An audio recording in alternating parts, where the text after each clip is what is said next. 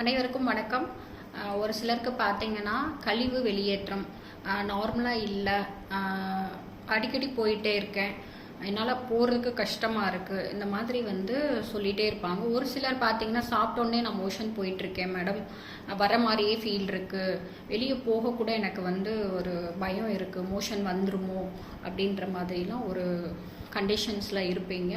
So நம்மளோட உடம்பு என்ன இண்டிகேட் பண்ணுதுன்னா, நம்மளோட லார்ஜ் இன்டெஸ்டைன் ஹெல்த்தியாக இல்லை, என்னோடய கழிவை நான் கரெக்டாக வெளியே தள்ளுறதுக்கான நிலையில் இல்லை அப்படின்றத தான் நம்மளுக்கு என்ன பண்ணுது, இண்டிகேட் பண்ணுது.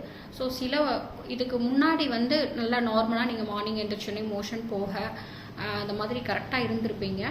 அப்புறம் ஒரு நாள் லேட் ஆகிருக்கும், அப்புறம் 2 days அந்த மாதிரி கொஞ்சம் கொஞ்சமாக லேட் ஆக என்ன ஆகிருக்கும், அப்நார்மல் கண்டிஷன்ஸ்க்கு இப்போ என்னென்னா சாப்பிட்டோன்னே மோஷன் போகுது, இல்லை வர மாதிரி ஃபீல் இருக்குது, அந்த மாதிரி நம்ம சொல்கிறோம் அப்படின்னா நம்ம உடம்பு பெருங்குடல் சரியாக நான் என்னோட கழிவை வெளியேற்ற முடியல, உறுப்பு சரியாக வேலை பார்க்க முடியல அப்படின்றத தான் நம்மளுக்கு இண்டிகேட் பண்ணிகிட்டு இருக்கு.